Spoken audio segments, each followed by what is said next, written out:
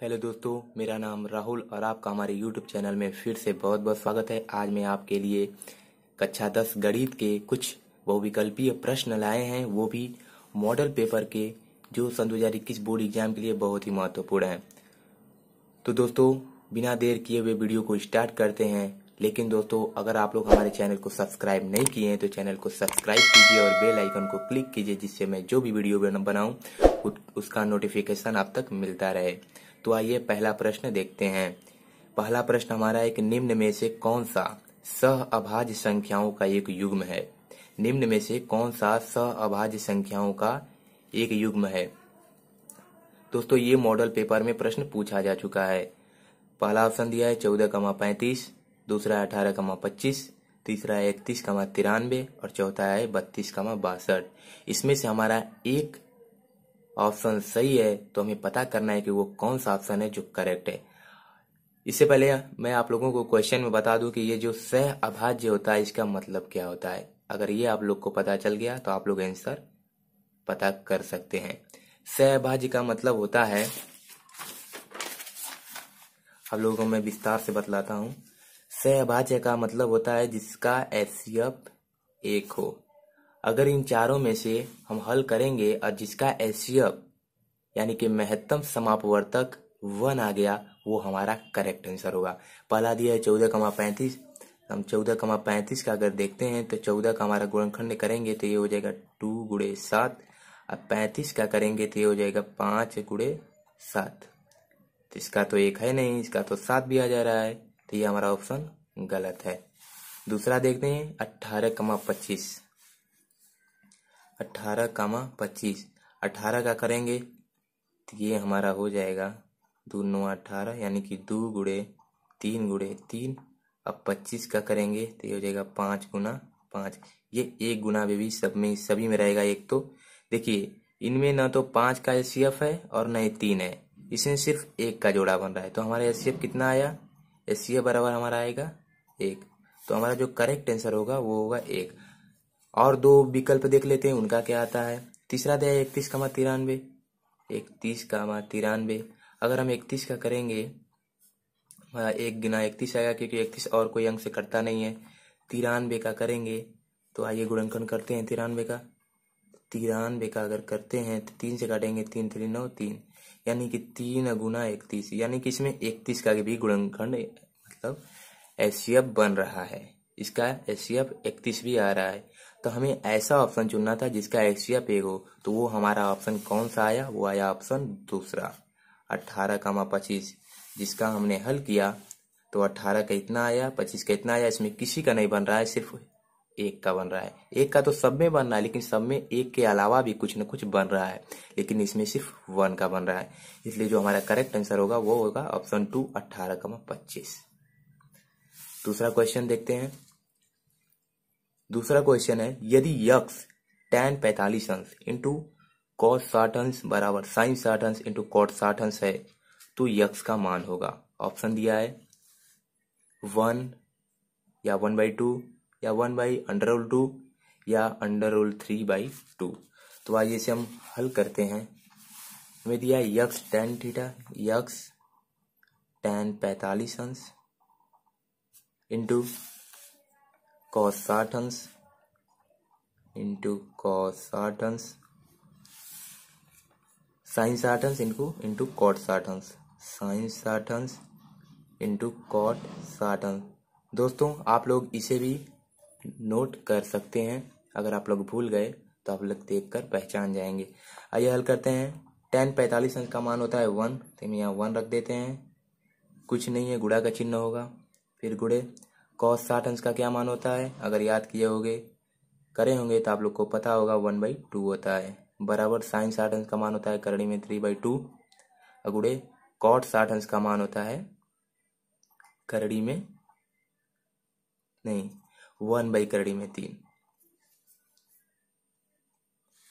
तो यहाँ हम इसको हल करेंगे तो ये हो जाएगा x/2 बराबर ये हो जाएगा करड़ी में 3/2 करड़ी में 3। तो ये गुणा हो जाएगा तो ये हो जाएगा x 2 करड़ी में 3 बराबर 2 करड़ी में 3। तो यहाँ से अगर यक्स बराबर लेते हैं तो 2 करड़ी में 3 अब बटा 2 करड़ी में 3, यहाँ से कट जाएगा और हमारा आंसर मिलेगा 1 जो होगा करेक्ट आंसर होगा। तो ये ऑप्शन में देखते हैं, तो ऑप्शन जो हमारा पहला है वो हमारा करेक्ट आंसर होगा। अगला क्वेश्चन देखते हैं दोस्तों। अगला जो हमारा क्वेश्चन है वह साइन स्क्वायर 60 अंश माइनस साइन स्क्वायर 30 अंश का मान होगा। तो आइए इसे भी हल करके देख लेते हैं। दिया है साइन स्क्वायर 60 अंश माइनस साइन स्क्वायर 30 अंश। साइन स्क्वायर 60 अंश माइनस साइन स्क्वायर 30 अंश। साइन 60 का मान होता है √3/2 का होल स्क्वायर माइनस साइन 30 का मान होता है साइन 30 अंश का 1/2 का स्क्वायर, इसलिए इसका होल स्क्वायर हो जाएगा। स्क्वायर नहीं होता है, साइन 30 अंश का मान 1/2 होता है। तो हो जाएगा करड़ी हट जाएगा, इसलिए 3/4 हो जाएगा माइनस 1/4। लघुत्तम लेंगे, हर समान है 4, 3 - 1 बराबर 2/4, काट देंगे तो 1/2 आपका करेक्ट आंसर होगा। तो इसमें जो 1/2 का ऑप्शन है ये ऑप्शन नंबर 2 आपका करेक्ट आंसर होगा। दोस्तों आप लोग इसे नोट करते चलिएगा, ये बहुत ही मोस्ट इम्पोर्टेंट क्वेश्चंस है। अभी और भी क्वेश्चंस हैं, आगे देखते हैं। अगला क्वेश्चन है दोस्तों, 1 से 10 तक की धनात्मक सम संख्याओं का समांतर माध्य होगा। ये बहुत ही सरल क्वेश्चन है। 1 से 10 तक की धनात्मक सम संख्याओं का समांतर माध्य होगा। आइए इसे भी हल करके देख लेते हैं। 1 से 10 तक में 1 से 10 तक में कौन कौन अंक आएंगे? 1 2 3 4 5 6 7 8 9, और इसमें सम संख्या यानी कि जो 2 से विभाजित हो जाए, तो 2 आएगा, 4 6 8 यही आएंगे। 2 आएगा, 4 6 8 और 10। तो समांतर माध्य बराबर आप लोग क्या जानते हैं? कुल पदों का योग, कुल पदों का योग बटा के पदों की संख्या 1 2 3 4 5। अगर आप लोग इसे जोड़ेंगे तो हमारा मिलेगा 30/5, काटेंगे तो मिलेगा 6 12 12 8 20 10 30। तो हमारा करेक्ट आंसर आता है 6। तो जो 6 है वो हमारा करेक्ट आंसर है। ठीक है दोस्तों, अगला क्वेश्चन देखते हैं। ये निर्देशांक ज्यामिति का क्वेश्चन है। बिंदु 0,5 और -5,0 के बीच की दूरी है। बीच की दूरी का सूत्र अगर आप लोग जानते होंगे तो इस सवाल को आसानी से सॉल्व कर लेंगे। तो आइए आप लोग को मैं बता देता हूँ। 0,5 और -5,0 देख लीजिए, यही है। तो इसको हम x1 मान लेते हैं, इसको y1, इसको x2, इसको y2। सूत्र जानते हैं, होता है सूत्र x2 - x1 का whole square plus y2 - y1 का होल स्क्वायर। तो x2 में हमारा -5 -0 का होल स्क्वायर और प्लस y2 है 0 -5 का होल स्क्वायर। तो बराबर हो जाएगा -5 ही होगा, -5 का होल स्क्वायर हो जाएगा 25 और प्लस ये भी -5 होगा, इसका भी हो जाएगा 25, यानी √50। अगर आप लोग इसका गुणनखंड करेंगे तो इसका जो बनेगा, आइए कर ही लेते हैं। 50 का गुणनखंड 25 5 5, यानी कि 2 गुना 5 गुना 5। तो ये एक जोड़ा बना, बाहर निकलेगा, यानी 5 करड़ी में 2 करेक्ट आंसर होगा। तो यहाँ जो ऑप्शन 5 करड़ी में 2 का है वो आपका करेक्ट आंसर होगा। तो दोस्तों मैंने आप लोगों को 5 बहुविकल्पी के मोस्ट इम्पोर्टेंट क्वेश्चंस बताए। एक और क्वेश्चन बताऊंगा जो एनसीईआरटी का प्रश्न है और बहुत ही महत्वपूर्ण क्वेश्चन है, और वह लघु उत्तरीय प्रश्न है। तो आइए उसे भी देख लेते हैं। देखिए दोस्तों, ये वेरी मोस्ट इम्पोर्टेंट क्वेश्चन है, वो भी एनसीईआरटी का है। ठीक है दोस्तों, एनसीईआरटी का क्वेश्चन आप लोग कभी मत छोड़िएगा, क्योंकि ज़्यादा के हमेशा पेपर में एनसीईआरटी से ही क्वेश्चंस आते हैं। तो मैंने यह क्वेश्चन मुझे बहुत ही महत्वपूर्ण लगा, इसलिए मैंने इसे आज के वीडियो में सोचा बता दूं। आइए देख लेते हैं। दिया है एक त्रिभुज ABC में कोण C बराबर 3 कोण B बराबर 2 कोष्टक में कोण A प्लस कोण B है। त्रिभुज के तीनों कोण ज्ञात कीजिए। यानी ये आप लोगों को दे दिया है और कहा है कि कोण A, कोण B और कोण C का मान ज्ञात कीजिए। तो पहले हम लिख लेते हैं कि हम जानते हैं। क्या जानते हैं दोस्तों? हम जानते हैं कि कोड ए प्लस कोड बी प्लस कोड सी बराबर होता है 180 अंश। तो यहाँ से हम लिख सकते हैं कि कोड सी बराबर हो जाएगा 180 माइनस कोष्टक में हो जाएगा कोड ए प्लस कोड बी। इसको हम समीकरण 1 मान लेते हैं। ठीक है, अब यहाँ से हम एक समीकरण उठा लेंगे। यहाँ का कनेक्शन, ये तीनों बराबर है आपस में, तो ये इसके बराबर हम लिख सकते हैं। तो हम लिख सकते हैं कि कोड सी बराबर 2 कोष्टक में कोड ए प्लस कोड बी। इसको हम समीकरण 2 मान लेते हैं। अब समीकरण 1 व 2 से, समीकरण 1 व 2 से, समीकरण 1 व 2 से हो जाएगा 180 माइनस कोड ए प्लस कोड बी बराबर हो जाएगा 2 कोष्टक में कोड ए प्लस कोड बी।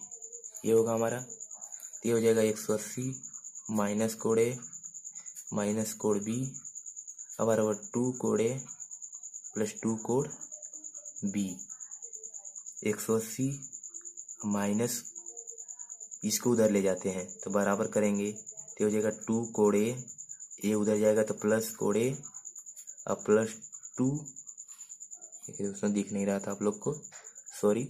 फिर यहाँ 2 कोड बी हो जाएगा, ये बी उधर जाएगा तो हो जाएगा प्लस कोड बी। तो यहाँ से हमारा मिलेगा 180 बराबर 3 code A plus 3 code B. अब यहाँ से अगर हम 3 कॉमन ले लेते हैं तो मिलेगा कोड ए प्लस कोड बी। तो हम यहाँ से आगे लिख सकते हैं कि कोड ए प्लस कोड बी बराबर 180 बाई 3। तो ये हमारा हो जाएगा कोड ए प्लस कोड बी बराबर 60 अंश। इसको हम समीकरण स्टार मान लेते हैं। अगर हम कोड ए प्लस कोड बी बराबर 60 अंश जो हम समीकरण स्टार माने हैं उसको हम समीकरण 1 या 2 में किसी में रखेंगे तो हमारा सी का मान निकल सकता है। तो आइए आगे रखते हैं। तो हम समीकरण 1 में दोस्तों वहाँ पर जो पेज था वह भर गया था, इसलिए यहाँ हम पहले लिख दिए हैं फिर वीडियो को स्टार्ट किए हैं। तो समीकरण 1 में तो हम यहाँ लिख सकते हैं कि समीकरण स्टार का मान समीकरण 1 में रखने पर तो हमारा कोड ए प्लस कोड बी बराबर कितना है था 60 अंश। तो हम यहाँ लिख सकते हैं कोड सी बराबर 180 माइनस 60 अंश। तो हमारा कोड सी बराबर मिल जाएगा 120 अंश। कोड सी बराबर 120 अंश मिला। अब समीकरण दूसरा देखते हैं। जो समीकरण दूसरा है कि कोड सी बराबर 2 कोष्टक में कोड ए प्लस कोड बी। कोड सी बराबर 2 कोष्टक में कोड ए प्लस कोड बी। कोड सी बराबर 2 कोष्टक में कोड ए प्लस कोड बी। इस समीकरण 2 है। तब यहाँ से हम लिख सकते हैं कि कोड ए प्लस कोड बी बराबर हो जाएगा कोड सी बाई 2। तो कोड ए प्लस कोड बी बराबर हम लिख सकते हैं। दोस्तों यहाँ पर ये सब मत कीजिए, ये बहुत लंबा चला जाएगा। यहाँ से देखिए कोड सी बराबर हमारा 120 अंश मिल गया। तो यहाँ प्रश्न में देखिए कोड सी बराबर दिया है 3 कोड बी, आसानी से मिल जाएगा आंसर। तो हम यहाँ लिख लेंगे कि कोड सी बराबर 3 कोड बी। तो हम लिख सकते हैं कि कोड सी हमारा कितना दिया है 120। 120 बराबर 3 कोड बी। तो हम लिख सकते हैं कोड बी बराबर 120 बाई 3। यहाँ से काटेंगे तो हमारा मिल जाएगा कोड बी बराबर 3 चौका 12 यानी कि 40 अंश। ये आंसर मिला। और हम समीकरण 1 से लिख सकते हैं कि कोड ए प्लस कोड बी प्लस कोड सी बराबर 180 अंश। कोड ए हमें ज्ञात करना है, बी का मान 40 अंश और सी का मान हमें मिला है कितना 120 अंश बराबर 180 अंश यहाँ हो जाएगा। तो कोड ए प्लस ए हो जाएगा 160 बराबर 120 80, तो कोड ए बराबर हमें मिल जाएगा 180 माइनस 160 बराबर 20 अंश। तो दोस्तों ये बहुत ही मोस्ट इम्पोर्टेंट क्वेश्चन था जो मैंने आप लोगों को बता दिया। तो दोस्तों अगर आप लोगों को हमारी वीडियो पसंद आए तो लाइक शेयर सब्सक्राइब और कमेंट करना मत भूलिएगा। मिलते हैं अगले वीडियो में एक नए टॉपिक के साथ, तब तक के लिए धन्यवाद।